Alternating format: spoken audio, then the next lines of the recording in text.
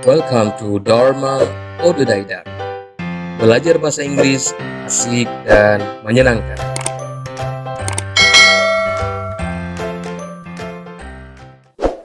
Assalamualaikum warahmatullahi wabarakatuh.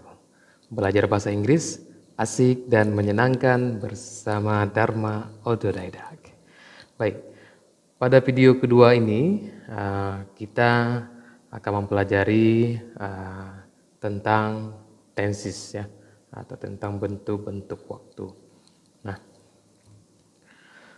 adik-adik sekalian, tenses ini merupakan hal yang paling penting ya untuk kita pelajari, karena sebagian buku yang saya baca menyatakan bahwa jika seseorang sudah bisa menguasai tenses itu, sama dengan dia sudah menguasai sekitar 60% dari tata bahasa Inggris, maka tinggal 40% lagi itu untuk kesempurnaan memahami tentang tata bahasa Inggris itu.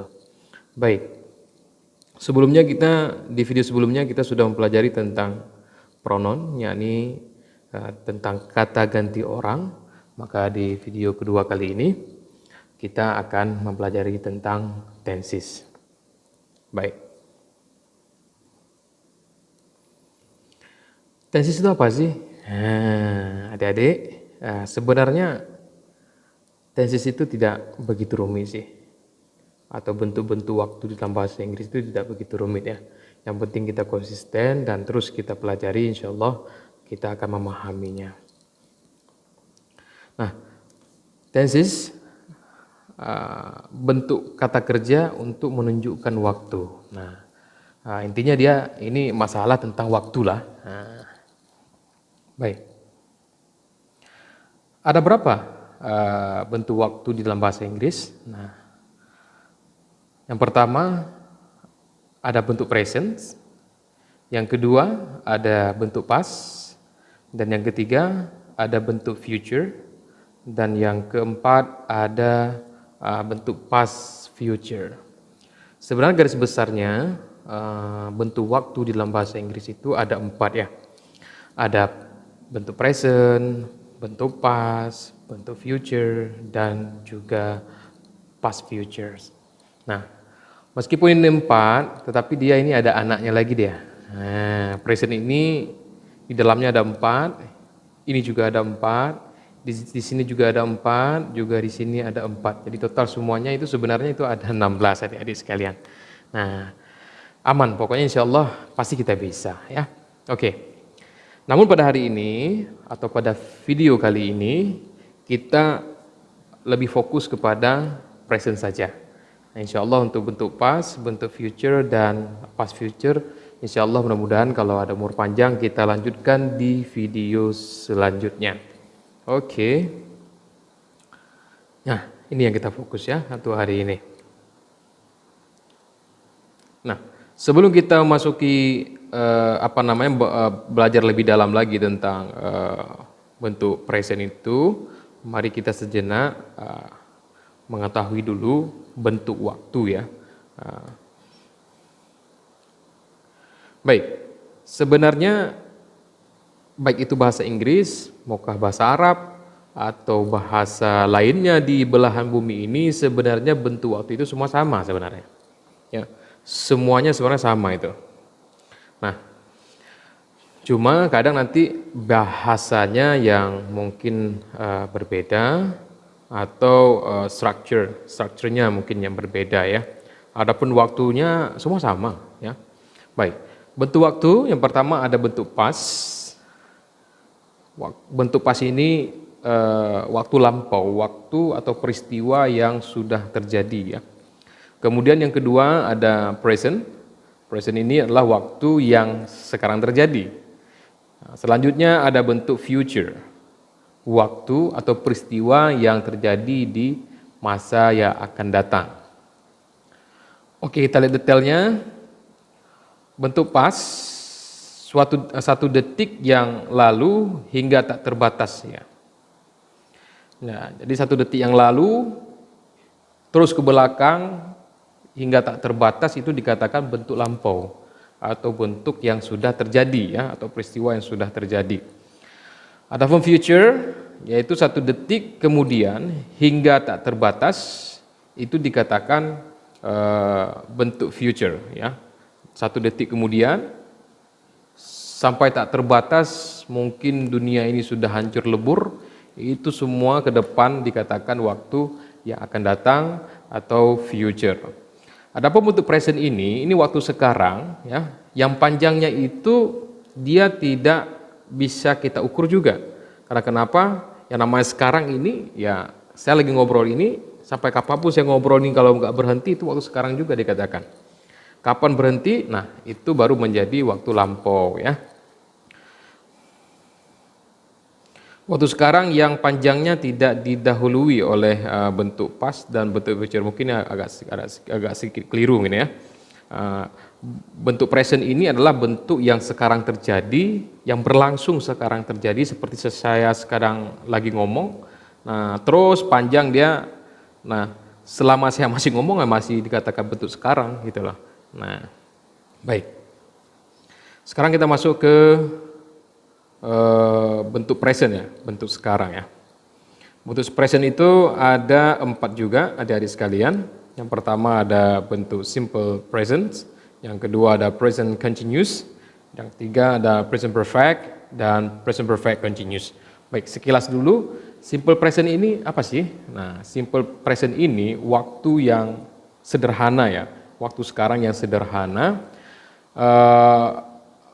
Untuk simple present ini kita menyatakan peristiwa yang sering terjadi ya, kejadian yang sering terjadi atau perbuatan yang sering kita lakukan, atau sesuatu yang kebenarannya mutlak seperti matahari terbit dari sebelah timur, terbenam sebelah barat, itu mutlak ya.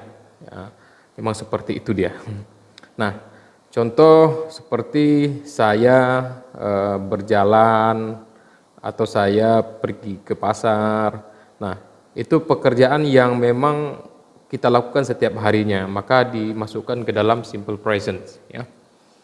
Kemudian bentuk present continuous. Artinya apa sih? Present continuous ini waktu sekarang yang kita lakukan, atau saya lagi berbicara ini, nah saya sedang berbicara. Nah, ini dikatakan atau dimasukkan ke dalam present continuous. Kemudian present perfect. Present perfect ini waktu sempurna dikatakan ya. Waktu sempurna ini waktu yang sudah dilakukan ya. Baik bisa kita bilang di waktu lampau sudah dilakukan, tetapi dia masih berhubungan dengan saat ini, dengan sekarang ini. Ini dikatakan present perfect ya. Selanjutnya itu present perfect continuous. Nah, present perfect continuous ini peristiwa yang sudah dilakukan tetapi sekarang ini masih berjalan. Contoh, saya pergi ke rumah teman, sedang OTW gitu ya, sedang OTW ke rumah teman. Nah, mungkin kita pakai present perfect continuous. Mudah ya, nggak sulit ya adik-adik sekalian. Baik, sekarang kita bahas detail tentang simple present. Bukan detail sih, contohnya ya. Ya.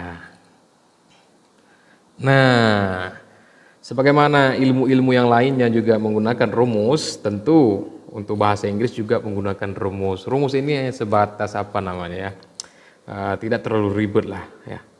Kalau boleh saya sedikit mencerita pengalaman, saya lebih lebih dahulu berkomunikasi bahasa Inggris, spoken English ya, daripada mempelajari grammar ini. Nah, setelah bisa bahasa Inggris baru mempelajari grammar ini sebenarnya. Jadi tidak semerta-merta kita gimana ya, maksudnya tidak harus menguasai grammar ini baru kemudian bisa bahasa Inggris, tidak. Bayangkan anak kecil atau anak bule itu yang masih baby mungkin, dia bisa berkomunikasi dengan orang tuanya, coba tanya grammar, tahu nggak? Nggak tahu dia. Begitu juga. Important thing that we have to practice always and always practice every day. Ya, insyaallah we can speak English fluently. Okay. Alright. Sekarang masuk ke rumus simple present ya. Dia ada 3 dia. Oke. Ada bentuk positif ya, ada bentuk negatif Dan yang terakhir ada bentuk interrogatif ya, atau question, sama juga dia. Untuk positif, rumusnya subjek ditambah verb yang pertama ditambah objek. Subjek tahulah kita, subjek ini adalah pelaku. Misalnya saya mencubit kamu, saya ini sebagai subjek, mencubit itu sebagai kata kerja, kamu itu sebagai objek. Nah, saya pelaku, yang dilakukan apa? Mencubit, objeknya kamu korbannya. Nah, kamu korbannya. Oke. Untuk rumus negatif ada subjek ditambah don't atau doesn't, ya. Don't ini singkatan dari do not, ya. Ini kalau kita tulis do not nanti panjang kali ya. Kita singkat aja don't. Memang don't sih, ya. Namun don't ini berangkat daripada do not. Doesn't berangkat dari does not. Kemudian ditambah kata kerja yang pertama, verb one, kemudian ditambah objek. Ya. Untuk yang question, untuk yang pertanyaan, dia di awal kalimat ditambah kata bantu, do atau does, ditambah subjek, ditambah verb yang pertama, dan ditambah objek. Mari kita masuk ke contoh adik-adik. Untuk contoh positif. Nah, I go to school every day. Saya, subjek, go, kata kerja yang pertama, to school every day. To school ini sebenarnya objek, every day ini adalah kata keterangan ya. Ini sebagai komplement atau pelengkap. Boleh kita tambah di sini juga plus objek plus komplement ya, atau pelengkap gitu. Contoh yang kedua, today she buys a t-shirt at Suzuya Mall. Hari ini dia membeli sebuah t-shirt, ini baju kaos. Di mana? Di Suzuya Mall. Dia ini sini untuk perempuan. Sineng nanti bilang. Hari ini Sineng beli kaos di Suzuya Mall. Oke. Kemudian contoh yang ketiga, contoh kita gunakan to be ya. I am a student at this school. Saya adalah seorang siswa di sekolah ini. Ingat ya, I itu pasangannya dengan siapa, kemudian we dengan siapa, you dengan siapa, they dengan siapa, he, she, dan it itu dengan siapa ya. Ini tidak boleh salah-salah to be ini ya. Selanjutnya, she is a teacher. Dia adalah seorang guru. Nah, ini kita gunakan to be ya. Nah, mudah ya, nggak sulit ya. Oke, lanjut. Nah, selanjutnya untuk contoh negatif ya. Contoh yang untuk negatif, rumusnya subjek tambah don't atau doesn't plus verb yang pertama plus objek. Contohnya, I don't go to school every day. Saya tidak pergi ke sekolah setiap harinya. Contoh yang kedua, she doesn't go to school every day. Dia tidak pergi ke sekolah setiap harinya. Ya. I digunakan to don't ya. I, we, you, they. Itu don't. Ya. Adapun doesn't ini untuk she, he, dan it. Ya. She doesn't go to school every day. Oke, ada contoh lagi rupanya. I am not a student at this school. Saya bukan seorang murid di sekolah ini. She is not a teacher. Dia bukan seorang guru. Oke, lanjut ke contoh interrogatif atau question. Question tadi seperti kita jelaskan sebelumnya. Di awal dia ditambah kata bantu, do atau does. Kemudian ditambah subjek, ditambah kata kerja, dan ditambah objek. Contoh, do I go to school every day? Apakah saya pergi ke sekolah setiap harinya? Nah, ini jangan salah nanti ya. Do ini untuk I, we, you, they. Gunakan do. Nah, untuk he, she, it maka gunakan does. Does she go to school every day? Apakah dia pergi ke sekolah setiap harinya? Nah, untuk contoh menggunakan to be, am I a student at this school? Am I student at the school? Apakah saya seorang siswa di sekolah ini? Contoh berikutnya, is she a teacher? Apakah dia seorang guru? Nah, mudahkan adik-adik sekalian. Baik. Nah, kira-kira sudah paham ya? Oke. Tadi sudah kita pelajari tentang simple present ya. Yang baru saya jelaskan tadi tentang simple present. Maka kalau sudah paham, kita lanjutkan lagi ke present continuous. Baik. Seperti tadi juga simple present memiliki rumus, juga present continuous juga memiliki rumus. Nah, ada positif, ada negatif, ada question atau interrogative ya.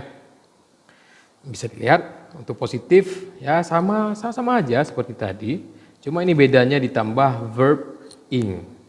Ya, gimana ya verb ing itu? Verb ing itu kata kerja yang ujungnya ditambah ing. Contoh play, playing, go, going, walk, walking, apa lagi ya? Banyak. Write, writing, read, reading ya. Oke. Untuk positifnya, subjek ditambah to be, ditambah verb ing, ditambah objek.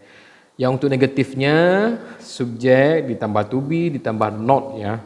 Ini untuk negatifnya, tambah verb ing, ditambah objek. Kemudian untuk question atau interrogative, to be di awal, ditambah subjek, ditambah verb ing, ditambah objek. Oke, kita masuk ke contohnya. Oke. Untuk contoh positif dulu, subjek ditambah to be, ditambah verb ing, ditambah objek. Kita lihat. Nah, ini subjek, ini to be, ini verb ing, asalnya dia go. Ditambah ing menjadi going. Kemudian ini adalah objek to school. Now, ini kata keterangan waktu ya, pelengkap. Contoh yang kedua, she is taking a bath now. She is taking a bath now. Dia sedang mandi. Saya sedang pergi ke sekolah. She is taking a bath now. Dia sedang mandi. Oke.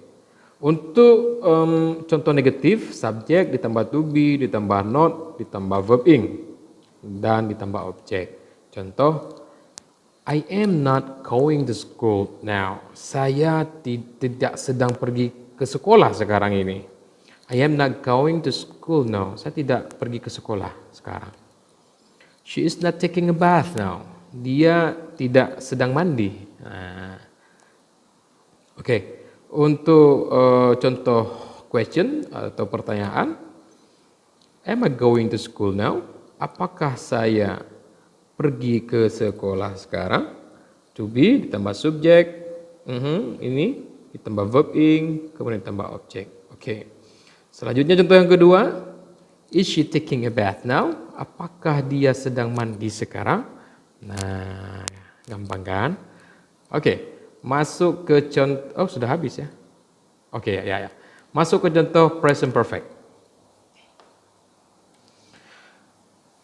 Nah, present perfect ini adalah peristiwa yang sebenarnya dilakukan di bentuk lampau, akan tetapi dia itu masih berhubungan saat ini. Seperti saya baru saja makan, saya sudah menulis, saya sudah saya sudah membayar. Nah, ini bentuk yang sempurna, maksudnya sudah dilakukan, akan tetapi masih berhubungan atau masih terkait ya dengan sekarang ini. Baik, kita masuk ke contohnya. Dia juga ada rumus, oke. Ada positif, ada negatif, ada question. Ya. Untuk positifnya, subjek ditambah have atau has, ditambah verb yang ketiga atau kata kerja yang ketiga, kemudian ditambah objek. Nah, have dan has ini jangan salah-salah ya, karena have ini untuk I, we, you, they. Adapun he, she, it digunakan has.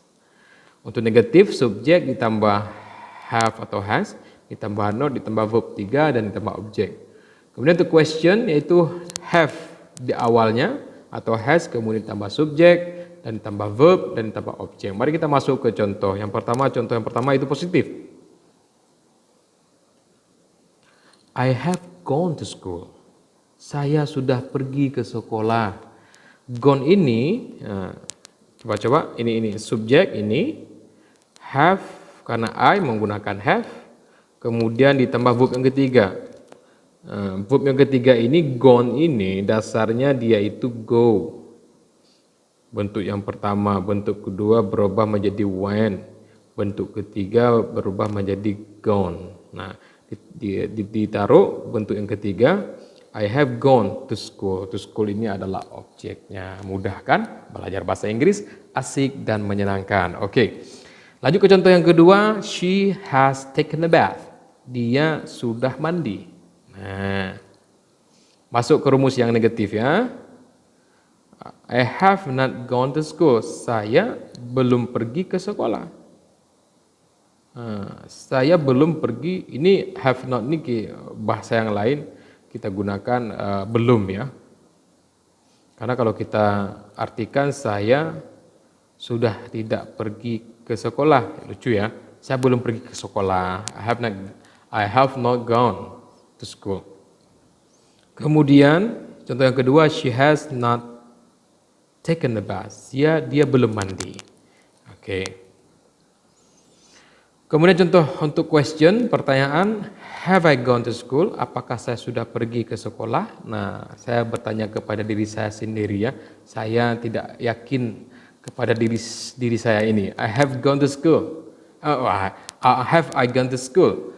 Apakah saya sudah pergi ke sekolah? Oke, contoh yang kedua, has she taken a bath? Apakah dia sudah mandi? Nah, ini ada tanda tanya ya di sini. Oke.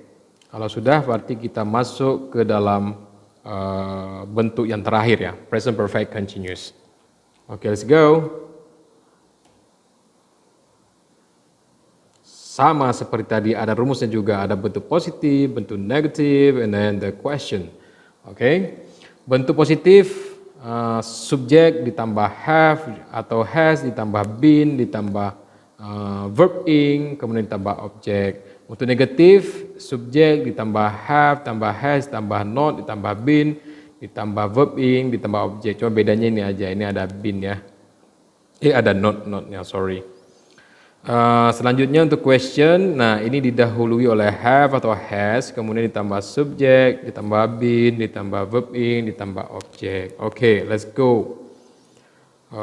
Untuk contoh positifnya. Oke. Sebelumnya mungkin saya terangkan dulu ya. Nah, present perfect continuous ini adalah untuk menyatakan sebuah peristiwa yang sudah dilakukan akan tetapi ini masih berlangsung. Contoh seperti saya katakan tadi, saya sedang di jalan atau saya sedang pergi ke rumah teman. Nah, jadi dia itu maksudnya gini, saya telah pergi ke rumah teman, akan tetapi dia itu berarti berlangsung, masih OTW ya. Seperti I have been learning on this campus for about 3 years. Saya sedang belajar atau telah sedang ya, kalau bahasanya telah sedang belajar di kampus ini selama 3 tahun. I have been watching TV for 3 hours. Saya telah sedang nonton TV selama 3 jam atau sedang nonton TV selama 3 jam. Oke. Masuk ke contohnya. I have been going, ini salah ya. I have been going to school. Saya sedang pergi ke sekolah. Kalau kita terjemahkan, saya telah sedang pergi ke sekolah. Berarti dia masih OTW gitu loh. She has been taking a bath. Dia sedang mandi. Mandinya cukup lama dia. Mungkin sampai 4 jam dia mandi ya.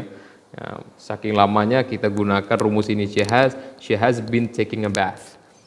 Oke, untuk negatifnya, I have not been going to school. I have not been going to school. Saya telah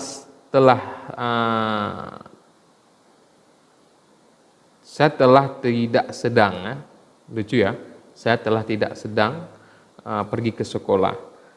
Saya tidak pergi ke sekolah, gitu aja. Simple kan?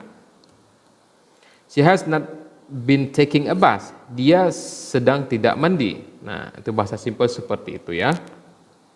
Oke, untuk questionnya, have I been going to school? Apakah saya telah pergi ke sekolah? Lucu ya, apakah saya sedang pergi ke sekolah? Has she been taking a bath? Apakah dia sedang mandi? Oke. Biasa untuk kalimat have been ini dia selalu digunakan for misalnya contoh kita ulang ya bentuk positif. I have been going to school for 3 hours. Saya sedang pergi ke sekolah selama 3 jam karena mungkin lamanya ya dari perjalanan rumah ke sekolah itu. Seperti saya katakan tadi, I have been learning on this school for 4 years, maybe for 3 years. I have been learning atau I have been watching TV for 3 hours. Oke. Nah, itulah contoh bentuk present ya. Oke, kembali ke semula adik-adik. Nah, kita sudah mempelajari tentang present, mungkin waktu berikutnya kita mempelajari tentang bentuk past, bentuk future, dan bentuk past future. Ya, kenapa ini harus kita pelajari? Karena menurut analisa saya, ini memang perlu dipelajari karena berkaitan dengan waktu. Karena bahasa Inggris ini dia kata kerjanya rada-rada mirip lah seperti bahasa Arab, namun berbeda ya. Kalau bahasa Arab itu perubahan waktunya cukup banyak, namun bahasa Inggris ini cuma 3 saja, bentuk 1, kedua, dan 3. Beda dengan bahasa Arab, yang bahasa Arab cukup banyak ya. Karena ada perubahannya waktu, kemudian juga berubah kata kerjanya, maka perlu bagi kita untuk mempelajari dasar-dasar aturan bahasa Inggris. Meskipun orang yang tidak bisa grammar juga bisa bahasa Inggrisnya. Seperti contohnya anak kecil yang tinggal di Amerika, dia bisa berkomunikasi lancar dengan orang tuanya. Coba tanya sama anak kecil itu, tahu nggak grammar? Did you know grammar? Did you know grammar rules? No, I don't know. But she can or he can speak with his parents, with his dad, with his mom. Bisa, seperti anak kita. Atau kita lah waktu kecil kita berbicara dengan orang tua kita, berbicara dengan teman. Tahukah kita kaidah-kaidah bahasa Indonesia? No, kita nggak tahu juga ya.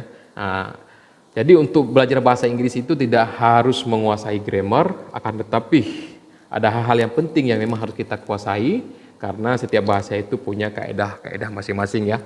Seperti tenses ini perlu kita pelajari. Oke, baik. Adik-adik sekalian, mudah-mudahan apa yang sudah saya sampaikan tadi dapat dipahami dan menjadi ilmu ya. Mudah-mudahan insya Allah kalau ada kesempatan di lain waktu kita lanjut mempelajari bentuk past, bentuk future, dan bentuk past future. Baik, terima kasih adik-adik sekalian. Belajar bahasa Inggris asik dan menyenangkan bersama Dharma Ododaita.